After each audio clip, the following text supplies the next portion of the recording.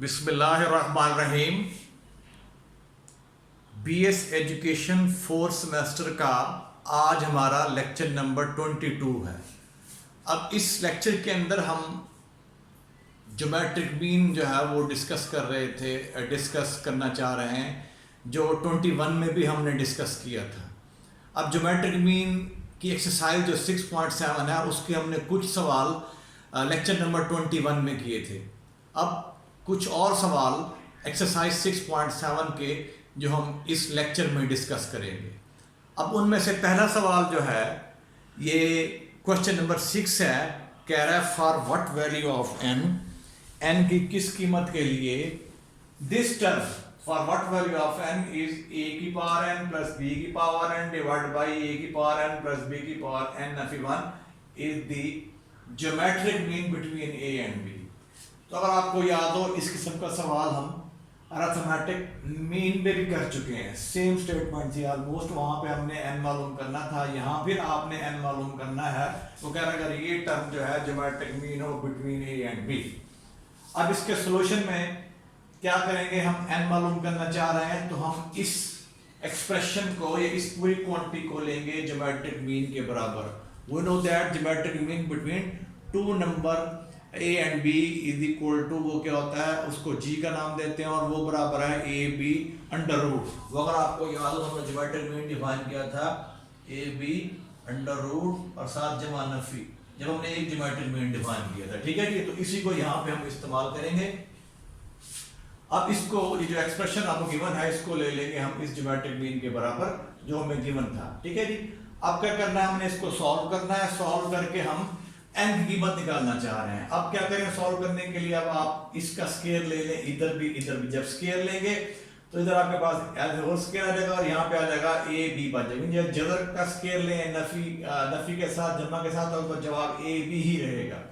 नफी का स्क्वायर लेंगे जमा का स्क्वायर लेंगे जमा, अंडर रूट लेंगे अंडर रूट का स्क्वायर लेंगे तो जस्ट वो आपके पास स्क्वायर रूट कैंसिल, तो जस्ट a b बच जाएगा। ठीक होगा जी। अब इसको लिख सकते हैं आप an plus bn whole square divide by an f1 plus bn f1 का स्क्वायर डिनोमिनेटर के अंदर, this is equal to ab। अब इसको अगर आप बटा 1 कर लें तो बटा 1 कर दिया हमने, कोई फर्क नहीं पड़ता। ये लिख दिया हमने, इसका स्क्वायर खोल लिया, a की पावर n इसका स्क्वायर b की पावर n इसका स्क्वायर प्लस 2 a की पावर n b की power n whole divide by a की पावर n f1 इसका स्क्वायर प्लस b की पावर n f1 इसका स्क्वायर प्लस 2 a की n माइनस b की power n f1, this is equal to ab over 1। अब क्या करना है, आपने इसको क्रॉस मल्टीप्लाई कर देना है। इसको इससे ज़रब देंगे, इसको इससे ज़रब देंगे बाय क्रॉस मल्टीप्लिकेशन, यानी इसको इससे ज़रब देंगे तो 1 से इसको ज़रब दे रहा है तो ये इटसेल्फ आ जाएगी चीज, और इसको इससे ज़रब देंगे by cross multiplication we get. अब क्या हो जाएगा आपके पास, अब आपने इसको 1 से ज़रब देना है तो ये आ जाएगा a की पावर 2n, जो लॉ ऑफ पावर है हमारे पास, तो उसमें क्या होगा कि पावर आप ज़रब खा जाएंगे। तो a की पावर n ऑलरेडी है, फिर 2 इससे ज़रब खा रहा है तो a की पावर 2n हो जाएगा, प्लस b की power 2n plus 2a and bn, 2 into a and bn, देखो 1 से मल्टीप्लाई किया इसको तमाम टर्मों को हमने, तो ये एज इट आ जाएगी। ठीक है जी। अब is equal to ab into this one, इसे ज़रब खाएगा ab into a की पावर 2n f2, इसको जब हम इसका ज़रब दी इसको साथ n f1 ज़रब 2 तो 2n f2 हो गया। इस तरीके से ये हो जाएगा b की power 2n f2 plus 2a की पावर n f1 b की पावर n f1, क्लियर हो गया ये। अब क्या करना है आपने, अब आप ये लिख लेंगे side as it is, left hand side as it is. अब आपने राइट हैंड साइड में जो ए बी है इसको पहले ज़रब देंगे, फिर इससे।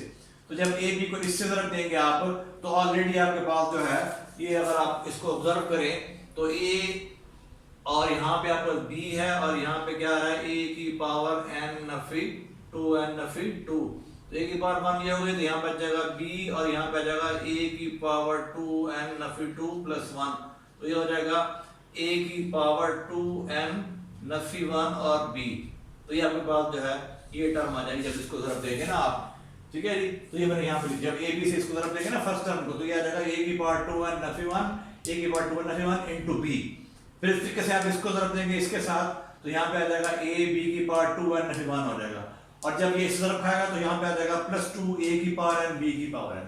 अब ये दो टर्में इधर भी है, एक लेफ्ट हैंड में है एक राइट हैंड में है, सेम टर्में हैं, तो ये कैंसिल हो जाएगा। यहाँ बचेगा आपके पास a की पावर 2n अब इसको मैं इधर शिफ्ट कर देता हूँ, इसको इधर लेके आता हूँ, a की पावर 2n माइनस a की पावर 2n नफी 1 और साथ b, और यहाँ पे a b की पावर 2n नफी 1 ऑलरेडी है, इसको इधर शिफ्ट कर दिया हमने। क्यों किया? इसको हम सिंप्लीफाई करके n मालूम करना चाह रहे हैं। ठीक हो गया?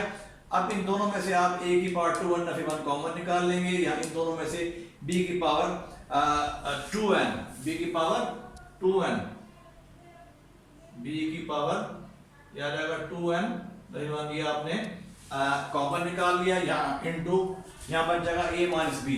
अब आपने यूं करना है कि dividing both side by a minus b, तो a माइनस b हमारे पास जो है डिफरेंट फ्रॉम जीरो क्वांटिटी है, तो इससे आप डिवाइड करेंगे इधर भी तो हमारे पास क्या आ जाएगा, a की पावर 2n नफी 1 इज इक्वल टू b की पावर 2n नफी 1।